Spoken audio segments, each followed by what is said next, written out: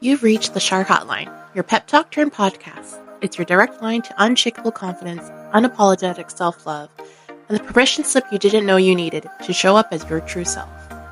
This is your safe space for a whole lot of heart, honesty, humor, and healing.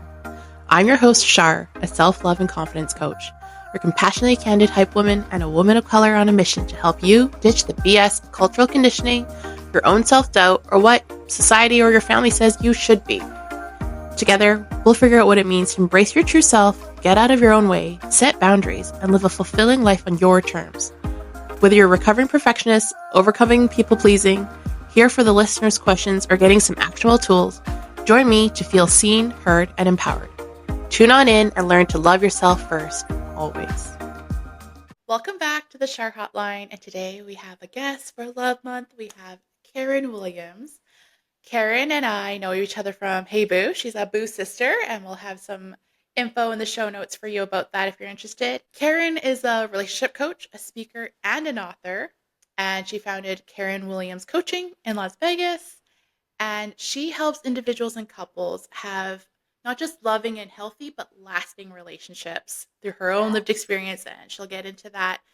She was also named one of Las Vegas' top women of influence in 2022 and 2023. I want Karen on today because we vibe, we get each other. Yeah. But I definitely wanted Karen on today to talk about manifesting love if you're single and when you're in a relationship, how to have it a thriving relationship without losing yourself Mhm. because it's so Yeah. important and I don't think it's talked about enough. So Karen, Yeah. tell the listeners a bit about yourself and your story before we jump into some questions I have for you. Yeah. Of course, Charlotte, thank you so much for having me. It's always a pleasure to sit down and just, vibe with you, chat about, we can talk all day about anything, but, as you said, I am Karen Williams of Karen Williams Coaching based here in Las Vegas. My focus have always been, relationships, marriage and, most importantly, how to get it's not just newlyweds, but engaged couples, the tools that they need to actually build a long, thriving relationship. And a lot of times we are raised in environments where that's not a possibility, or it wasn't a possibility, or we didn't have a good example to really glean from. And so a lot of us are learning these things for the first time. So of course, want to be able to provide that. My husband and I have been married 32 years, and we've um, been through so many different seasons of life. I should say, because I can't honestly say we've been through a whole lot of dramatic stuff, but it depends on how you look at it. So after 32 years, we have 4 kids, one of whom passed away. We also have 4 grandchildren. And so, as from that, you can tell that we've been through several different stages of life. And so, whatever information or experiences that I can share with the listeners to help them develop that healthier relationship, that relationship with longevity, because it's not just about being married. Yeah, I'm married 32 years, but is it 32 years of rocky, conflict, or, just that division? No, that's not what you want either. It's not about being married for a long time. It's about being married for a long time with, respect and love in that relationship. Yeah, a true partner, right? That's so Correct. important. Exactly. Um, Exactly. so yeah, let's congratulations on 32 years. I know you just celebrated an anniversary too, and that's Yes, so in beautiful and December. amazing. Thank you. But like you Thank said, you. it's healthy and loving, not just in a relationship to be in a relationship and long-term marriage. Let's Exactly. back it up Exactly. to self-love and attraction. Like what are the biggest blocks for people to attract healthy love and the right person? hmm Um, honestly, Sharda, for what I've been exposed to, what I've been seeing, reading about, sometimes I do some, market research and, talking to people in different age groups, because you got to understand, being married 32 years, the way we dated in the 90s is not the way people date nowadays. But one of the biggest blocks that I'm seeing is a lot of us, and I'm saying us, but a lot of people really do not know who they are. They don't understand their own values, their own convictions, the things that really make them tick, or what makes them get up in the morning, or what their purpose is. And so it's almost like they run into somebody like, oh, you might work, or they merge over, or their lives may merge with somebody else, and they're like, oh, this might work. I need somebody to help me with the rent, or I need somebody to I'm lonely, or I'm ready to leave home, or whatever those reasons be, those possibilities are, or those reasons are.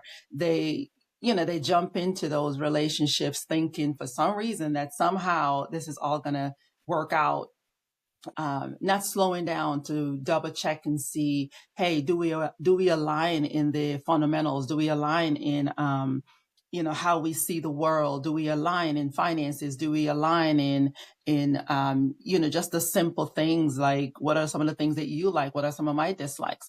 And am I willing to step into your world? Are you willing to step into mine? Can the two merge? Are there cultural differences?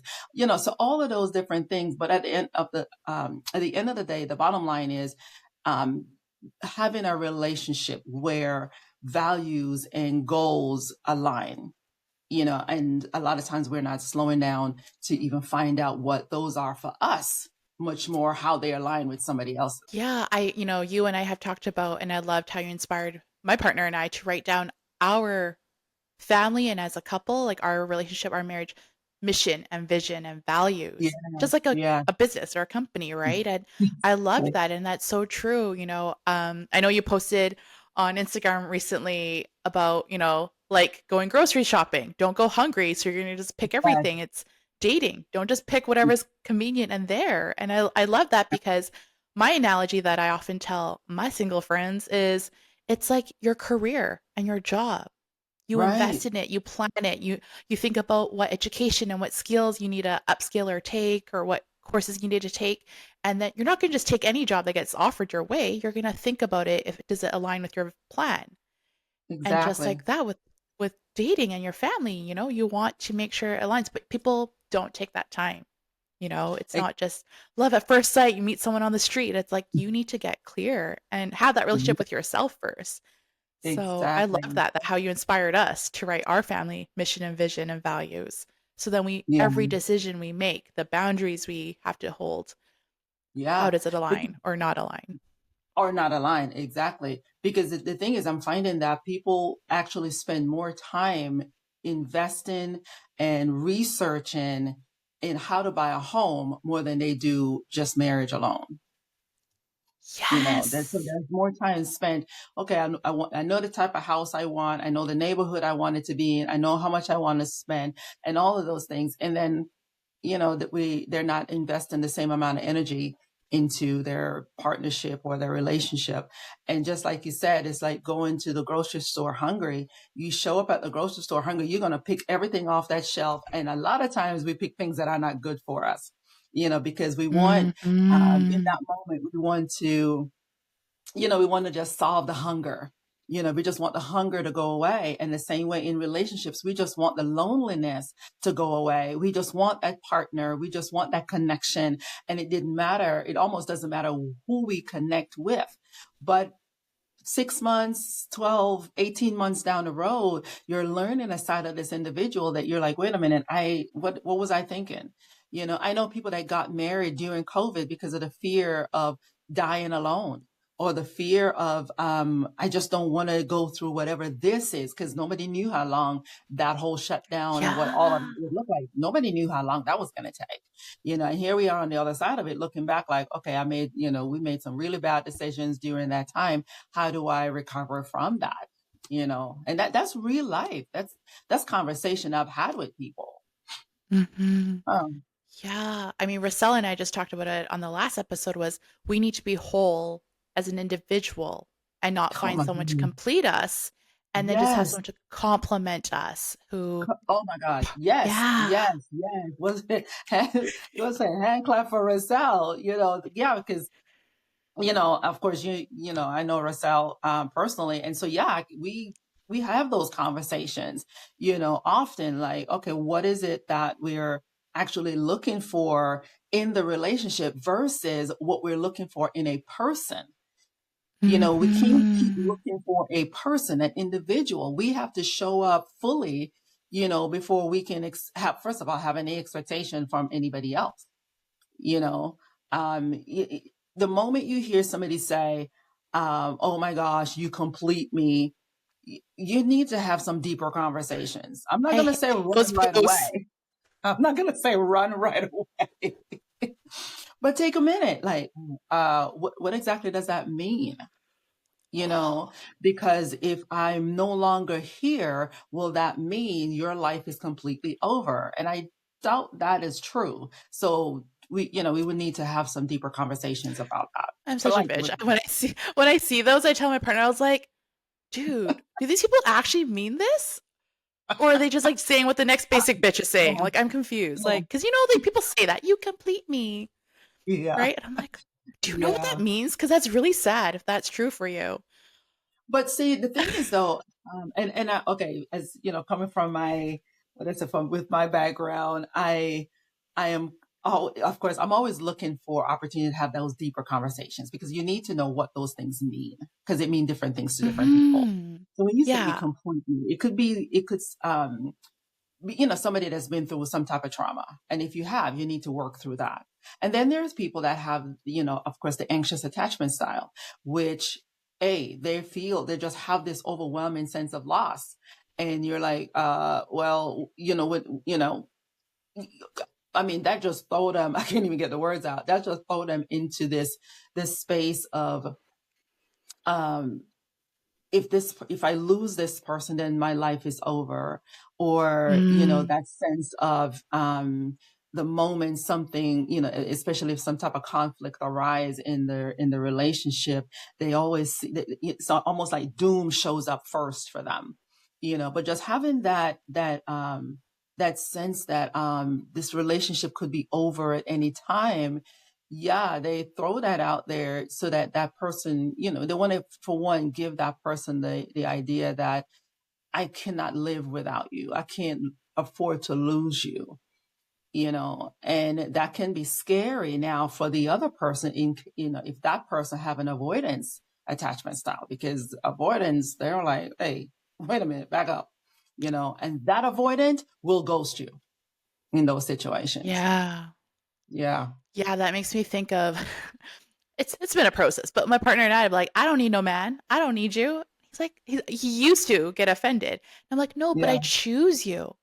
I don't Yeah. need you to take care of me. I don't need you in my life, but I want you in my life and I choose Uh, you. I choose you yes. every day, even on Yes. the rough days. But I choose you to be my partner, Yeah. right? And I think that's way more meaningful and powerful than like, oh, I need you. Because do I really want you Yeah. as a person, as who you are? Or do I just need you to, I don't know, help me with finances or something, or help me raise these That little part. monsters or something?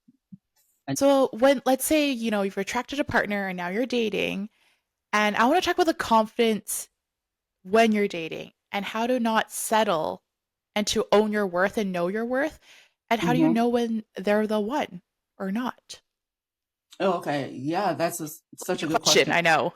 Yeah, the funny thing is I'm in the middle of rewriting my couples workbook, and that was one of the questions that always come up for us is how did you know that, your husband was the one? And the short answer is you don't. You really don't know. But here are some of the things that you could look at to ensure that you are as close to the one as possible. Because you'll never know what an individual will do in the future. You just cannot guess. But what you can do to increase your chances of longevity is you want to for one, you want to find out, again, going back to values and goals aligning. How are you two aligning? Being clear about your own goals, being clear about your own purpose in life. First, you want to come to the relationship with your own goals.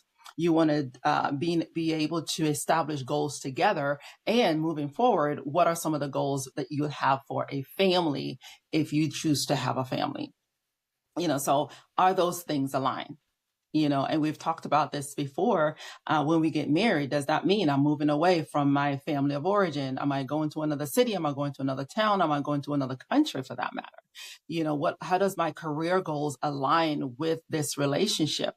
Because if I'm marrying somebody that have no plan of leaving their community, and I want to take a job or, establish my career across the country, that's not gonna, that's obviously that's not aligning. So is that a conversation that you want to have ahead of time? And is that a game changer? So finding out what your non-negotiables are, write those down. And you want to do that before you actually meet the person, because once feelings get involved, that can really redirect how everything goes. Now, all of a sudden, all of your goals and values and dreams are out the window because you're in love. But you have to decide ahead of time, again, what type of relationship that you want. And you have to decide and agree to yourself, with yourself, that you're not going to settle for anything less. So while you're dating, when those things surface, are you paying attention to the red flags? Are you paying attention to your blind spots? When the people that love you tell you, hey, look out for this or watch out for this, are you ignoring those things? Are you choosing to ignore those things? Knowing that deep down in your gut, you have that sense that maybe something is not right. Something, it's not quite, I mean, you know how it is even when friendships, there's just that something deep down, you're like, I'm gonna proceed with caution. I'm not sure what this is, but there's something about this connection that's not quite right. It's not quite fitting, So Mm-hmm. being able to recognize those things and hold fast to those things, during the dating process is super important, because that will determine if the relationship lasts or not. Yeah, but like people have to do that, be aware, self-aware enough to get Yes. quiet, to listen to that gut Yeah. feeling and that intuition, Mhm. and then not just listen, but then to trust it. Because so many times, like you said, when you're in it and Mhm. you're in love and hormones and all those things, Okay. it's hard to decipher because you're in it. Versus if you like see a friend of yours dating someone Mhm. shitty, right? Then Yeah. that's easier for you Right. to identify and call out versus Right. you Because being you're on in the it. outside of it. Yeah. Yeah. Yeah. Hmm. Yeah. And the thing is it's also being, of course, you're being honest with yourself, and then, being able to, and I said before, time is your friend. Time is your friend. So you could be head over heels for the first 90 days or the first 60 days, the first 6 months or whatever, but wait until wait until you're in different seasons. Wait until you're able to see that person in the different seasons of life, like grief and anger and fear and sadness, all of those areas, all of those different seasons. How do they navigate those things? When they're driving, does road rage show up, and how does it show up? How do they treat people that they deem to be less than them? What does that look like? How do they navigate those kind of encounters? And are you okay with that? I had a girl told me one time, she said, oh my God, I know he's an asshole. I know this, but he's mine. And I was like, girl, because if he treats other people that way, it will be only a matter of time before he treats you that way. And even if he doesn't treat Hmm. you that way, how is that okay with you for him to treat other people that way? And so those are the hard Yeah. questions that you have to be able to answer, ask yourself, and be able to answer them honestly. Yeah, people have to have those difficult, awkward conversations with Yeah. themselves, but then also with their partner, which a lot of people shy away from. I've had a client ask me, "Oh, I feel such and such way with my Mm-hmm. partner. What do I say?" I'm like, "Well, have you told them?" They're like, "No." I was like, "Well, why don't you try telling them?" And then they're Yeah. like, "But how?" I was like, "Oh, exactly how you just told me." And they were like Exactly. appalled. They're appalled. They're like, I can't say that. That would offend them. And I was like, Yeah. if you can't be brutally honest with your partner, your life partner, Yeah. like who else are you going to be that honest with? And like, I know Yeah. I'm a psycho sometimes, a lot of the times with my partner, but like, he gets me. He knows me, Yeah. you know? And Yeah. so, like, I know I'm honest, but I was like, this is how I feel. Yes, couples Exactly. counseling and coaching has helped for me to Hmm. work on my delivery. But, like I still get it across. Maybe Yeah, sometimes it's not the best delivery, but I know I am safe. I know he's not leaving me. I know I can be honest and then we can have a conversation. exactly, And exactly. not everyone has that. Because I Um, think, was Shard, a lot of us have not had, we think that every encounter has to be a conflict. We think every encounter has to be this knockdown, drag out. And so a lot of us were not really raised in the environment where we can have a healthy, hard conversations. And so we have the tendency to just push those things in the background, and, not wanting to address them because of how the fear of how that other person will feel, just like your friend. Hey, if hard conversations it's a requirement. And what we're fearing, the fear of loss, or, the thing that I think we're really afraid of is, I don't want to be left alone. I don't want to jeopardize that. So loneliness becomes our motive to stay in that relationship. Well, if that's the motive, there's coming a day when loneliness is going to eventually take a back seat because your happiness is going to overshadow that. It really will over Mhm. time. It will. And so having hard conversations, sitting down and having those conversations, it not only it's not only good for you, but it feeds your relationship in such a way that a lot of folks didn't even realize, because it takes you to a deeper level with your person. In conflict, on the other side of that, you've gotten to know this person so much more intimately than you would have not having that conflict.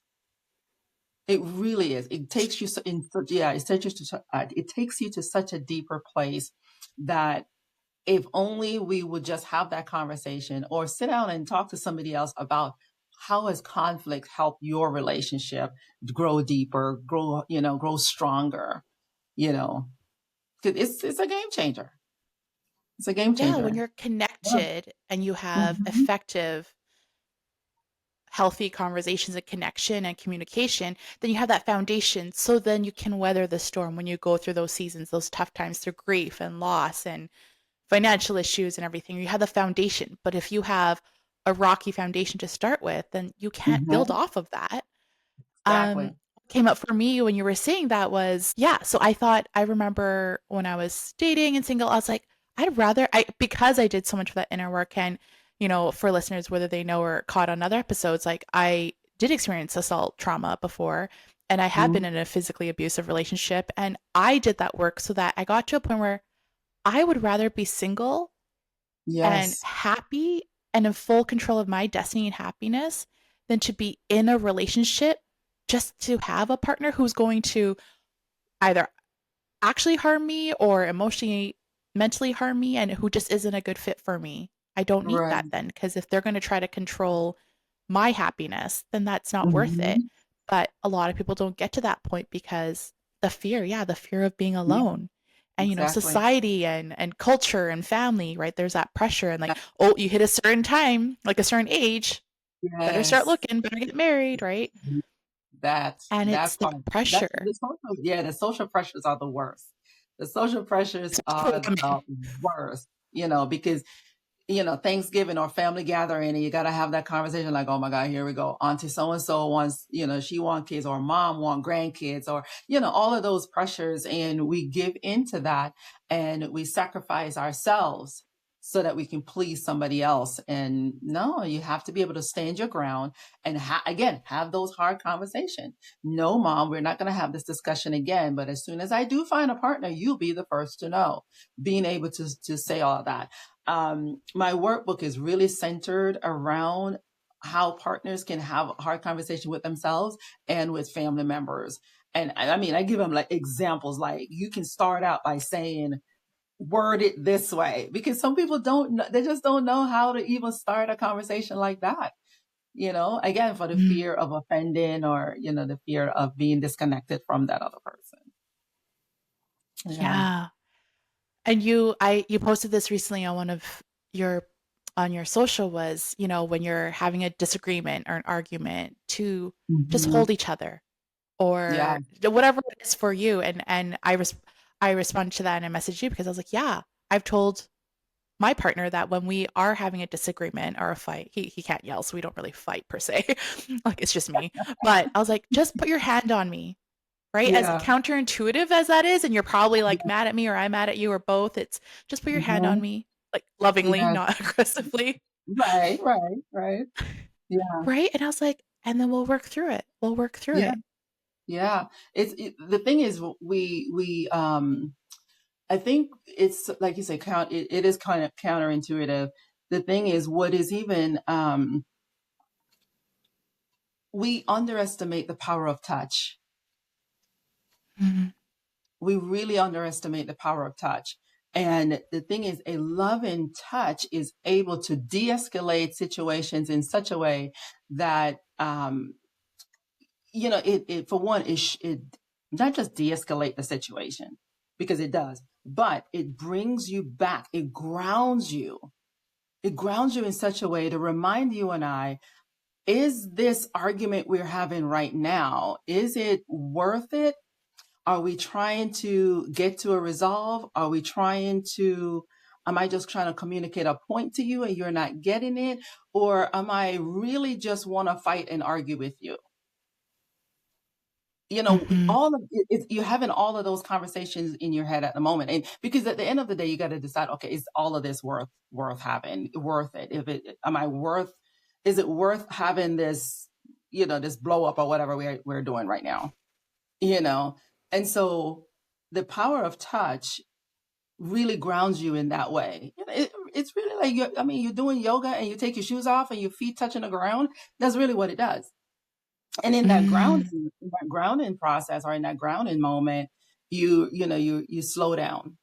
Okay, you still want to get your point across, don't get me wrong, you're still getting your point across, but the emotions, the highly charged emotions in that moment, they get put to the side for a second. They get set to the side, and you're able to say, okay, this is what I'm really, this is the point I'm trying to get across. I want you to help me do this. I need you to do this, or I want to show up better, or, whatever the conversation is Mhm. or leading to. But you get to, make your point without disrespecting each other, and, or the other person feeling unloved or unheard, in those moments, because it's the the quick reaction, or the reaction that we're used to, that we've come accustomed to, is to pull away. Pull away and is easy. Mm. Pulling away is easy because, hey, I don't want to have this conversation. It's making me uncomfortable. It's triggering, but hey, pay attention to the triggers, deal with the triggers, versus Mhm. not having a conversation at all. Because trust me, 10, 15, 20 years from now, those things are coming back, and they're coming back like a monster. And at that The point, you don't know what to do. vengeance. You're coming back with a vengeance. Yeah. Yeah. Because it's been brewing. It's been brewing. It doesn't go anywhere. Mhm. It doesn't go anywhere. And that's why you have couples that will, um, one person have been processing all this time about their exit strategy. They have had enough of whatever this is, and they plan an exit strategy. And when they finally sit down with the other person and tell them, hey, these are the things, these are the reasons, this is what I'm going to do, they are like, they're saying, oh my God, I'm getting divorced, but I'm completely blindsided. That's when blindsidedness show up, if that's a word.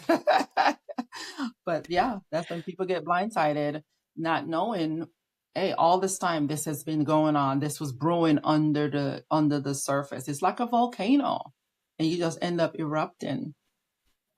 And nobody wants that. Yeah, and even exactly, right? Because it's like it pents up that resentment and until you Exactly. blow up. Yep. And I mean, but it's a process, it's a journey, and people need to, like we've talked about, right? Have those hard conversations, right? Like my partner Mhm. and I, through couples counseling and coaching, was we learned, like we even have a script of talking about, like you were doing it, you're like showing the examples. It's like, Yeah. I feel this way when this happens.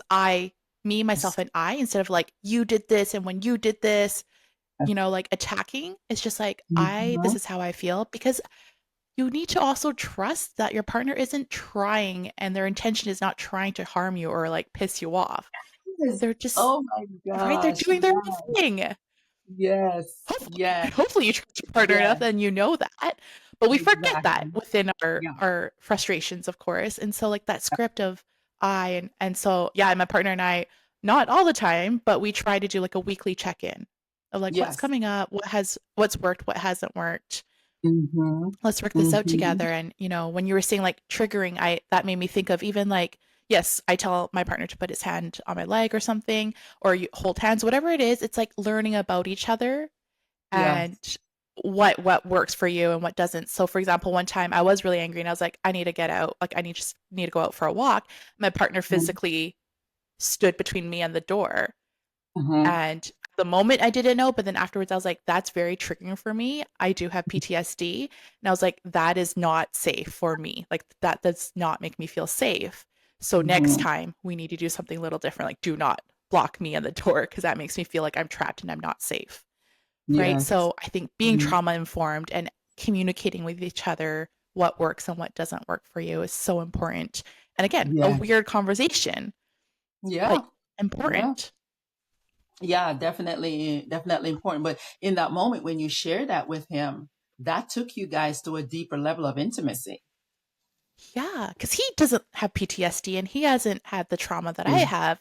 And Exactly. so he doesn't understand it. So it's been such a learning curve. And then, of course, I need to Mm-hmm. feel safe and trust him enough to have these conversations. But then it also Okay. takes a layer for me to be able to articulate that because it's just Yes. in my nervous system. So, Yeah. everyone has their own journey as individuals. So then when you come together, it's like, how do you explain and articulate that to someone for them Mm. to understand enough to empathize for you? Exactly. Exactly. Yeah. And you're talking about dating. These are the questions, these are the conversations that's supposed to be happening during the dating process. So when I get online and I see crazy questions like if your date book a dinner at Cheesecake Factory, are you Oh, I going? saw Like that. seriously? What in the world? And listen, those kind of things just you talk about triggering, those are the things that trigger me because I'm thinking we have a whole world out here of getting to know this person. This person can have a world of experience that they want to share with you, and you're focusing on Cheesecake Factory? Like, really? I love Cheesecake Factory. That's what for starters. I like Cheesecake Factory.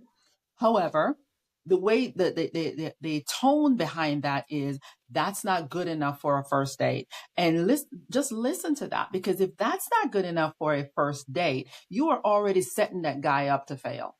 You're setting that partner up to fail Mhm. because now they, they may not be able to afford anything besides Cheesecake Factory. And now you're telling them the message you're sending them is that you are not good enough. If Cheesecake Factory is what you can afford, then you're not good enough. Simply because of Mm. this financial situation, which is subject to change at any time. Subject to change. Now, this Yeah. person could be bringing a wealth of information. It could be somebody that's going to medical school at the moment and cannot afford anything more than that. They could be in the process of building their startup. They could be in the process of finding the cure for cancer for all we know. And you're choosing whether or not they can afford beyond Cheesecake Factory to determine their value and their worth in your life. I use, beside, we can disregard our different politics for especially those that are listening. Um, but I look at Barack Obama and Michelle's relationship and those two, just reading their story and learning where he was when they met. Dude had hole in Mhm. shoes. He had a car that you can look down and see the bottom. Now he is so far from that world now to where you can't even imagine or picture him in that space, right? This is someone that their first date was to ice cream movie and ice cream or ice cream place, you know. And I was like, imagine now you telling somebody, okay, I want to take you to get ice cream for our first date. Those things are being judged as if to say those are that's beneath you. Now, people do whatever they want to do, but if you're asking me how to have a healthy relationship in the long term, in with good foundation that will change the trajectory of your future and the future of your family going forward, that's not how you do it. That is not it. That is not the how, because you're compromising something for whatever that is. That, yeah, I want a five-star restaurant on day one. Well, where do you go from there? If that's the bottom, if that's your bottom, well, how do you grow from there? You know what I Yeah. mean? A weekend in Paris You for know, the second date? It's like, you know what I mean? So yeah, those I get you. I know I'm really on a soapbox with that one, because it No, really no, no, no. it gets under my skin to see those. And then you go into the comment section and you have people that are, they're like, oh my God, so my date is not doing that. Or did I marry the wrong person because they weren't able to do those things? No. What are your goals? What are those values? What are those convictions? How do you plan to change the world with your relationship? How are you contributing to the social economics of your community and the people around you? How are you changing lives? How are you making the world better? Hey, are you showing up better? To say, hey, I'm going to make this world a little better than how I found it, you know, One cheesecake at a time.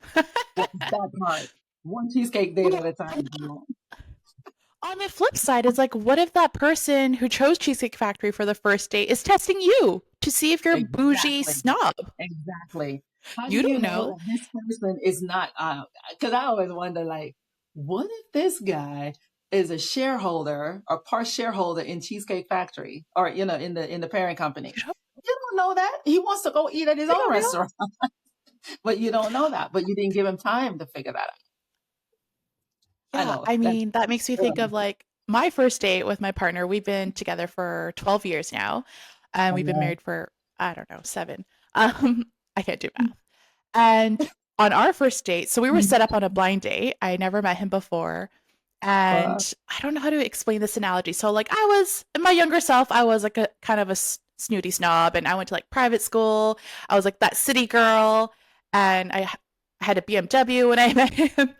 And he is from the city called Surrey, and it's like high crime, and it's like it's got a bad reputation. Like literally, when I used to go mhm. visit my partner when we were dating, it was like after 5 p.m. and my dad's like, "Is this safe to go there still?"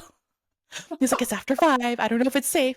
So this is where my partner is Travis. That's where Travis is from. I knew he's from Surrey. He was coming to pick me up on our blind date. I wouldn't even tell him where I lived, but I knew his sister, so I was like, okay, maybe it's safe.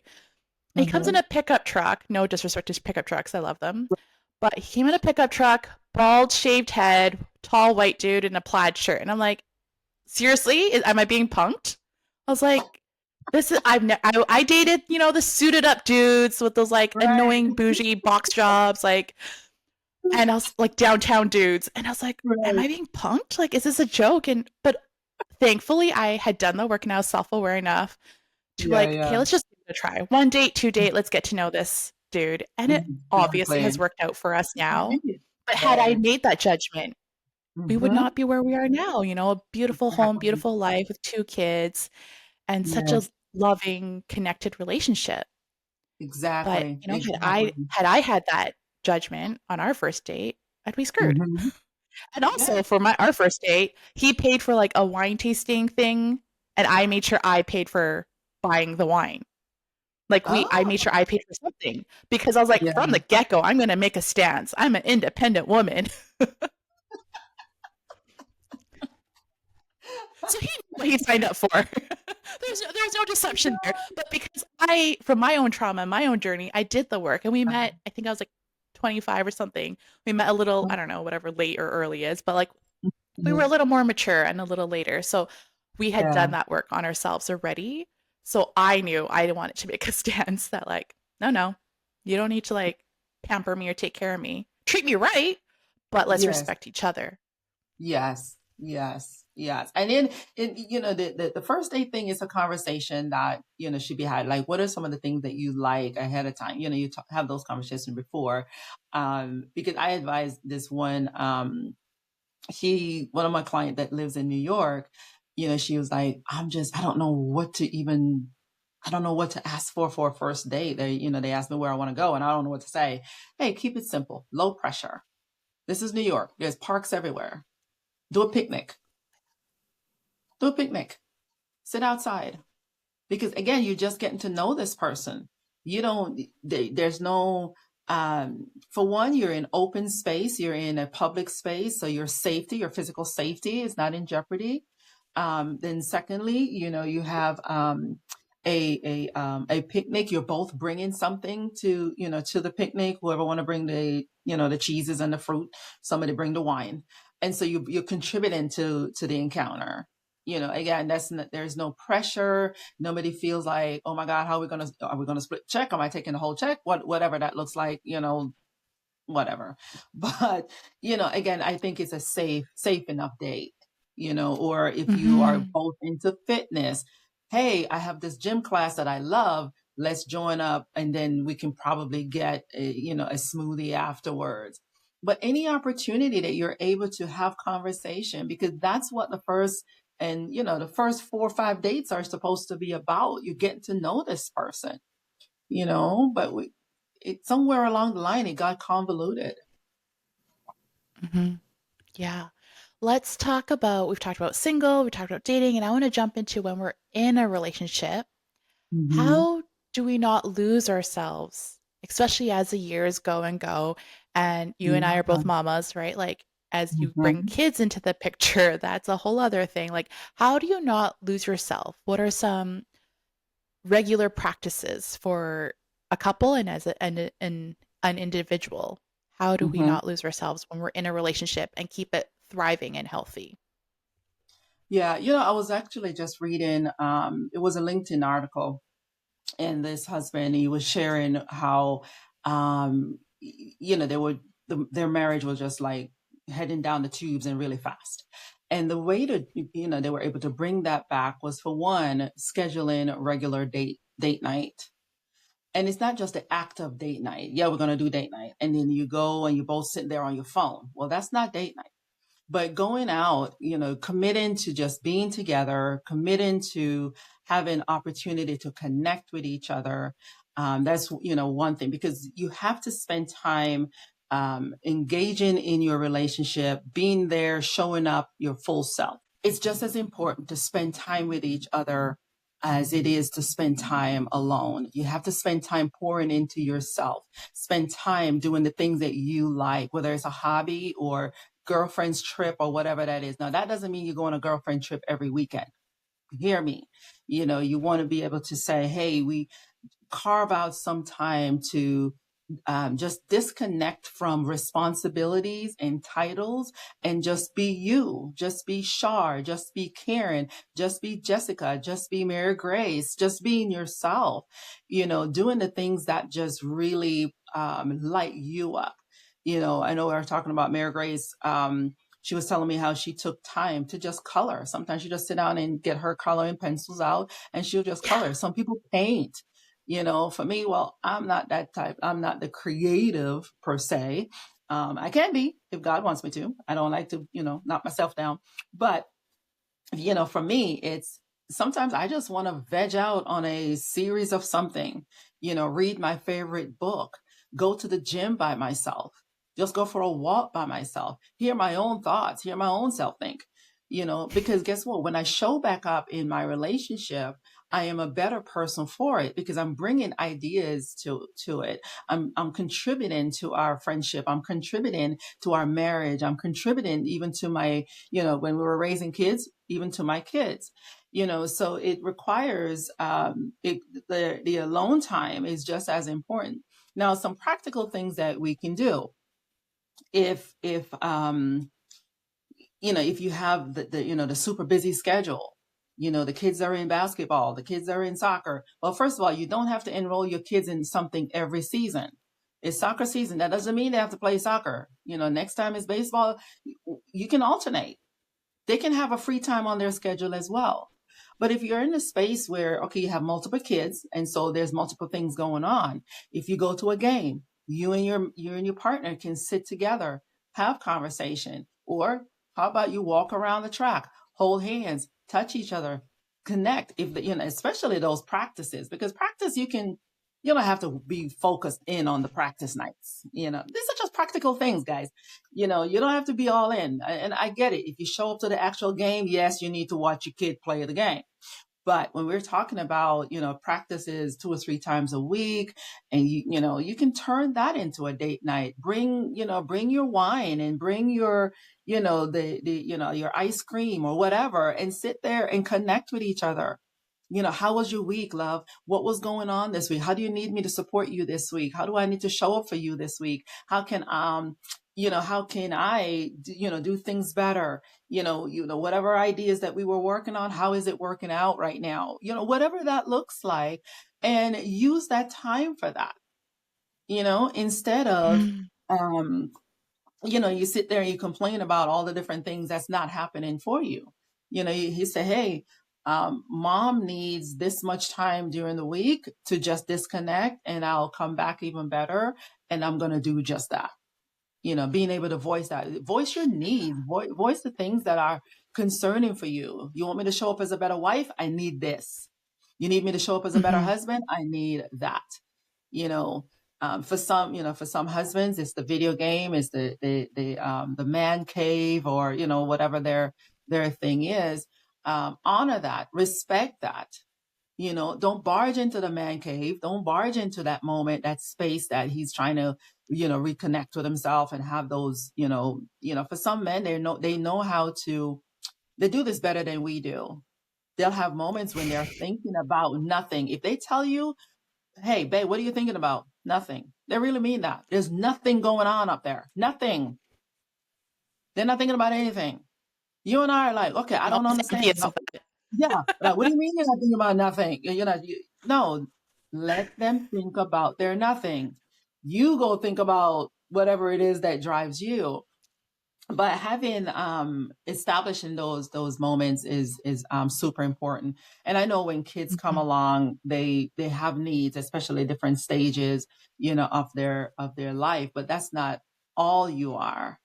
Again, you want to keep that. You want to keep that part of you sacred, because that's what you'll have after they leave. They're going to grow up, they're going to go on and do their own thing. Plus, and this is huge, a lot of people don't realize this, but you're setting that example for them on how they will operate or live or Yes. walk out a healthy relationship. Yeah, as you know, they do. Absolutely. Yeah, they hear, how's the saying go? They learn more from what you do versus what you actually say. Mm.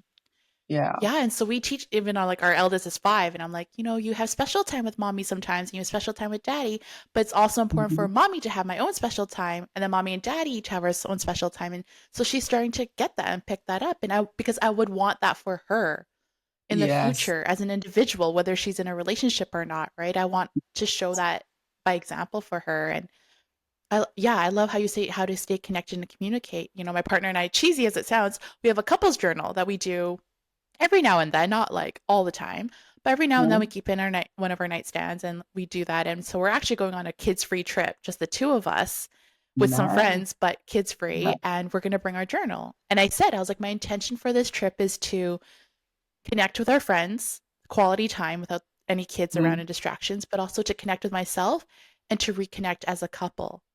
And that's super Yes. cheesy, but we set that intention and we're going to Mhm. make that happen for each other because it's so important. Exactly. Because for the last 5 years of having kids in our lives, we've gone on our solo trips, like with girlfriends and boyfriends and like guys, and like just separate, Mhm. right? But so Mhm. this is our first time together, but because we do honor that special time on our own. Yes. My partner Yeah. plays hockey and does his thing, and then I do, well, mostly like, a lot of reading, and I do my thing, right? So it's important. And then we show the kids that, but we show ourselves, we respect each other and do that. And that's so Yes. important. I think people lose that, like I always say I'm Shar, I'm a coach, I'm this, I'm that, and then I happen to be a mom. And like the kids are healthy and thriving and well. But that's Yeah. just a layer of my identity. It's not my all. It's not my only Exactly. identity. Exactly. And the key Mm. word there that you use is being intention. I'm sorry, Mhm. setting an intention and being intentional about it, all, all that, being able to say, hey, what is it that we want to accomplish on this particular trip? How are we going to walk away feeling? What are some of the things that we're going to, be intentional about? And setting that, because the thing is, what I do know about it, people say, oh, I don't have time to date. We don't have to, if you don't make time, you will never find the time, because the time is not showing up on Yeah. your calendar. You know, your Google Calendar is designed to suck all 24 hours because you see that little spot, there's a little space there where, oh, I don't have anybody scheduled. I remember showing up for an appointment early one day and I was like, oh my gosh, now I'm going to, this, I think it was like 30 minutes. I got to waste 30 minutes. And I was like, wait a minute, girl, I put my phone down and I just sat there and just absorb that 30 minutes. Just Mm. inhale, exhale, just like, man, this is okay. I can do this, you know. So yeah, no, Mhm. you don't have to fill every moment with something, you know. Yeah. I Yeah. love this. What a great conversation. Thank you, Karen. We are Sure. gonna I'm gonna wrap it up soon, but I one, any last words for the listeners Hmm. on this topic that we talked about today? And also I like to ask my guests, what is I name every episode with the title with a song, usually like a 90s, early 2000s rap, R&B, or pop song. Hmm. And I want to ask you if you had to choose one song that's your anthem, what's Karen right now? What would that song be and why? Oh gosh, yeah, definitely. Mary J. Blige, "Real Love." Yeah. That's because that song was really hitting when Rob and I was dating. That would, we go out and that song is always playing. And of course, that was the season when Mary J. Blige, first came on the scene, and to see her still doing what she do now, it's like yes, so definitely. Um, but one of the things that I would, leave with couples or anybody that's thinking about relationship, it's really not that hard. Yes, it takes hard work, but it's not that hard. It's I liken it to the hard work that we do in the gym. Yeah, it's hard work. The results are amazing though. When you get done, you feel amazing, you feel awesome. So I would look at it that way. Don't lose yourself in the moment of it. And most importantly, decide on the type of relationship you want ahead of time and do not settle for anything less. Do not settle. Yes, I love that. Thank you so much, Karen, for your time and Of your energy course. and for being a guest on the podcast today. Thank you. I Thank appreciate you. you. Of course. So much fun.